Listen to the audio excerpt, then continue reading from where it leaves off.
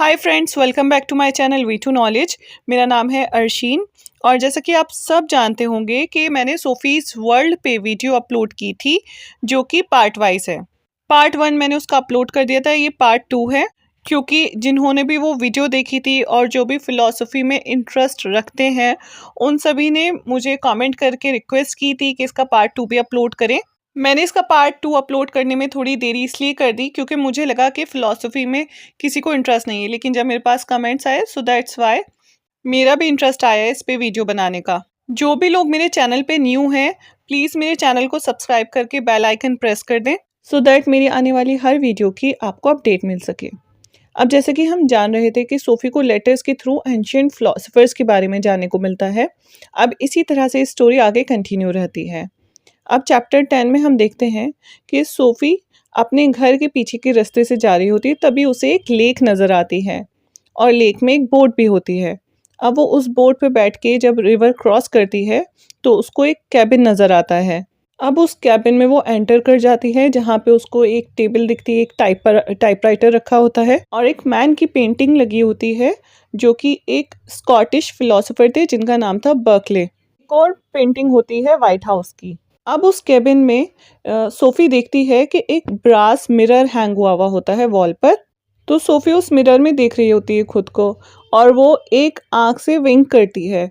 तो देखती है कि सामने मिरर में वो जो सोफ़ी खड़ी है वो दोनों आँख से विंक कर रही होती है, जिससे वो काफ़ी हैरान हो जाती है। अब वहाँ पे सोफ़ी देखती है कि एक वॉलेट होता है, वॉलेट के अंदर एक स्कूल गर्ल की आईडी कार्ड होता है जिस पे लिखा होता है हिल्डे मॉलर नैक और वहाँ पे एनवेलप भी होते हैं। और अचानक से जो सोफ़ी का डॉग है हर्मिस, उसकी बार्किंग की आवाज़ आने लगती है तो फटाफट से वो एनवेलप सारे उठाती है और जल्दी से वहाँ से निकलने की तैयारी करती है। और जब वो जल्दी में एनवेलप्स खोल के देखती है तो उस पे बहुत सारे क्वेश्चंस लिखे होते हैं, जैसे what came first, the chicken और the idea chicken, are we born with innate ideas. फिर और क्वेश्चन होते हैं, what is the difference between a plant an animal and a human. Next है, what does it take to lead a good life. अब वो इतने सारे questions देख के उन एनवेलप को वापस से बंद करती है और भाग के घर की तरफ जाती है क्योंकि उसकी मदर उसको आवाज़ दे रही थी और उसकी मदर को डाउट हो रहा होता है कि इसका कहीं किसी से कोई अफेयर तो नहीं चल रहा है, जब ये इसके उसकी वजह से इसका जो बिहेवियर है वो चेंज है बिल्कुल। तो उस पे सोफ़ी उनको क्लियर करती कि ऐसा कुछ नहीं है और वो अपनी माँ को उस बोट और केबिन के बारे में बताती है और कहती है कि उस मुझे जो केबिन दिखा है उसमें ज़रूर एक फ़िलॉसफ़र रहते हैं। लेकिन उसकी जो मॉम है वो इस बात को काट देती है और कहती है नहीं, जिस केबिन की तुम बात कर रही हो वो मेजर्स केबिन के नाम से जाना जाता है क्योंकि वहाँ पे एक पागल ओल्ड मिलिट्री मैन रहा करता था सालों पहले। फिर सोफ़ी को याद आता है कि वो जोआना से मिलने जा रही थी और वो फ़ौरन से जाके जोआना के पास पहुँचती है। अब वो दोनों लड़कियाँ मिलके स्कूल जाती हैं और क्लास में क्विज़ चल रही होती है रिलीजियस नॉलेज को लेकर। और क्विज़ के दौरान सोफ़ी लिखती है सॉक्रेट्स के बारे में and his resemblance to Jesus. वो लिखती है वर्ल्ड में रिलीजियस बिलीफ्स की प्लूरलिटी को लेकर और बताती है कि philosophy is more valuable than grammar, जिस पे उसे ढेर सारी तारीफ़ें मिलती हैं और उसकी जो टीचर है उसको प्रेज़ करती है उसकी क्विज़ के आंसर्स के लिए और बोलती है कि तुम अपना होमवर्क टाइम पे करो। अब जब वो घर पहुंचती है तो उसको एक और लेटर वेट कर रहा होता है जिस पे लिखा होता है हेलेनिज्म। जिस इस लेटर में अल्बर्टो लिखते हैं कि आज हम जिस पीरियड की बात कर रहे हैं वो है हेलेनिज्म। एरिस्टोटल की डेथ से स्टार्ट होने तक मिडिल एजेस के बीच का जो पीरियड था वो हेलेनिज्म कहलाता है। एरिस्टोटल के जो शागिर्द थे अलेक्जेंडर द ग्रेट, उन्होंने ग्रीस में एक बहुत बड़ा एम्पायर बनाया था और इस एम्पायर ने पूरी दुनिया में ग्रीक लर्निंग फैलाई थी और हेलेनिस्टिक पीरियड में कोई भी फिलोसोफर प्लेटो और एरिस्टोटल की बराबरी नहीं कर सकता था। लेकिन इस दौर के कुछ फिलोसफिकल स्कूल्स हैं जो कि बहुत फेमस थे, जैसे कि सिनिक्स। और सिनिक्स लोगों का मानना था कि जो खुशगवार लोग होते हैं वो अपने फिजिकल पेन की और अपनी हेल्थ के लिए कभी भी परेशान नहीं होते क्योंकि वो मेंटली बहुत ज़्यादा स्ट्रांग होते हैं और उनका मेंटली स्ट्रांग होना उनको हर तरह के दुख और दर्द से बचा के रखता है। ये बहुत सादा ज़िंदगी जिया करते थे विदाउट एनी लग्जरी। और उसी दौरान एक दूसरा फिलोसफर्स का ग्रुप था जिसको कहा जाता है स्टोइक्स। उनका बिलीफ था कि इंसान अपने इमोशंस को कंट्रोल करके अपनी डेस्टिनी को एक्सेप्ट करें। उनका मेन प्रिंसिपल था live according to the nature. उन्होंने कहा कि दुनिया एक ऑर्डर्ड सिस्टम है और इंसान का काम है उस ऑर्डर के अकॉर्डिंग जीना। और ये लोग आइडिया ऑफ मोनिज्म को फॉलो करते थे। नेक्स्ट फिलोसोफर ग्रुप की बात करते हैं जिनको कहा जाता है एपिक्यूरियंस। ये लोग फोकस करते थे प्लेजर और हैप्पीनेस पर, लेकिन ये प्लेजर सेंसरी इंटेलिजेंस का नहीं बल्कि एक पीसफुल और सिंपल लाइफ का था। उनका बिलीफ था कि अननेसेसरी डिज़ायर्स और फियर्स को कंट्रोल करके इंसान इनर पीस पा सकता है। यानी कि दुनिया की मोह माया में ज़्यादा मगन नहीं होना चाहिए, अपने आप को एक सादा इंसान रखना चाहिए। अब इसमें एक और ग्रुप ऑफ फिलोसोफर्स था जिसको कहा जाता है प्लॉटिनस। ये एक न्यू प्लेटोनिस्ट फिलोसोफर थे जो प्लेटो के आइडियाज़ को और आगे ले जाते हैं और उन्हें एक स्पिरिचुअल डायमेंशन देते हैं। उनका फोकस फिजिकल और स्पिरिचुअल रियलिटी के कनेक्शन पर था और उन्होंने एक मिस्टिकल वर्ल्ड व्यू डेवलप किया जो इंसानी सोल और डिवाइन रियलिटी के बीच का रिलेशन को एक्सप्लेन करते हैं। और प्लॉटिनस के अकॉर्डिंग रियलिटी एक हायरार्की है जिसमें सबसे ऊपर एक डिवाइन सोर्स है, द वन, जो हर चीज़ का ओरिजिन है। उनका मानना था कि यूनिवर्स एक सिंगल अल्टीमेट रियलिटी है जो द वन से ओरिजिनेट होता है। द वन प्योर एग्जिस्टेंस और एब्सोल्यूट परफेक्शन का सिंबल है। The one beyond human understanding है और किसी भी फिजिकल फॉर्म से परे है। इसका एसेंस है कंप्लीट यूनिटी और इनफाइनाइट पोटेंशियल। अब इसके नीचे आता है डिवाइन माइंड।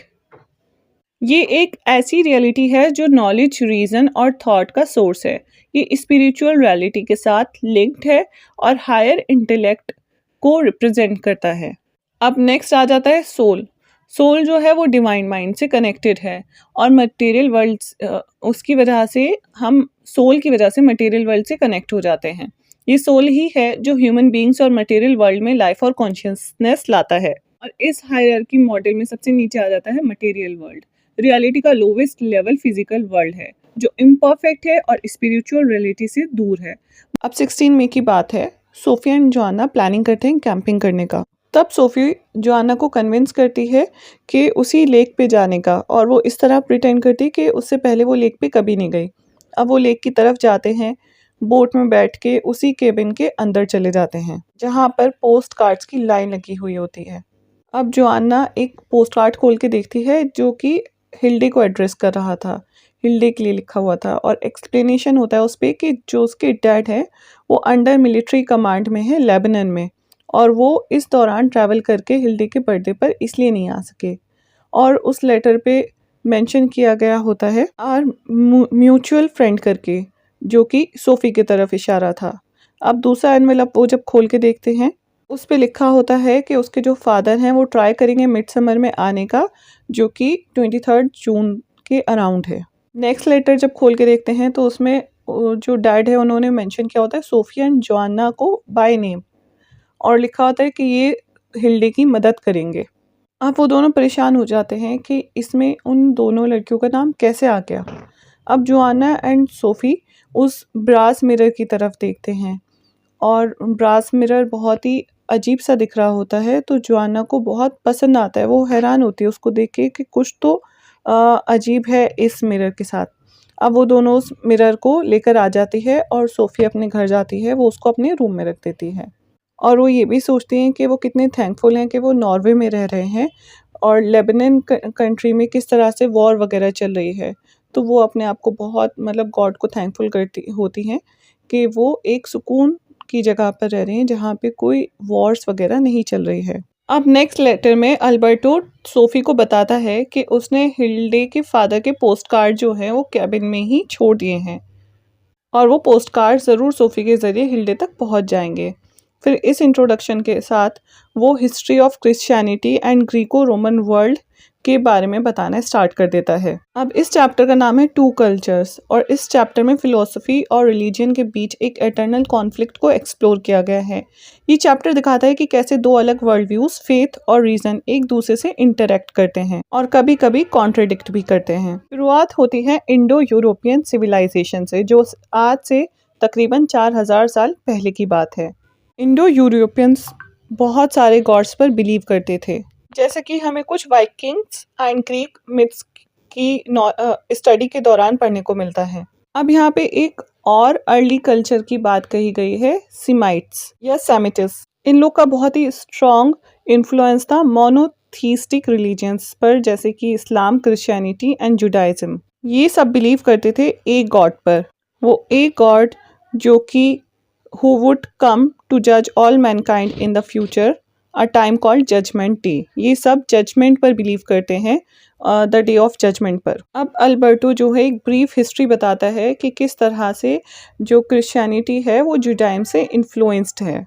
जूइश ट्रेडिशन में बताया गया है कि किस तरीके से जो सिटी ऑफ इज़राइल है उसकी हिफाजत की जिम्मेदारी दी गई है। लेकिन after the death of king David, जो कि प्रॉफिट दाऊद है, उनके बाद से ज्यूज़ का जो कंट्रोल था इज़राइल पे से वो ख़त्म हो गया, जिसके बाद से ज्यूज़ जो हैं पूरी दुनिया में बिखर गए, जिनको आने वाली सिविलाइजेशंस ने अपना गुलाम बना के रखा और वो एक नए घर की तलाश में फिरते रहे।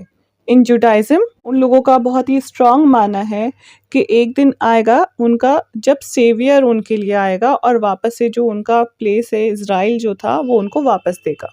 अब जब around the time of birth of Christ आया तो और जीसस क्राइस्ट आए तो वो एक ज्यूइश थे, ठीक है, लेकिन उन्होंने बहुत सारी मॉडिफिकेशंस की ज्यूइश थॉट्स को लेकर, जैसे कि उन्होंने लव एंड फॉरगिवनेस पर ज़्यादा जोर दिया। उन्होंने ज्यूइश को इज़राइल वापस दिलाने में कोई हेल्प तो नहीं करी, मतलब उन्होंने कोई पॉलिटिकल एक्शन नहीं लिया, इंस्टेड उन्होंने मोरल से रिलेटेड बातें करी। फिर आफ्टर एग्जीक्यूशन ऑफ क्राइस्ट एक उनका फॉलोवर था पॉल, जिसने वर्ल्ड वाइड क्रिश्चियनिटी फैलाई थी।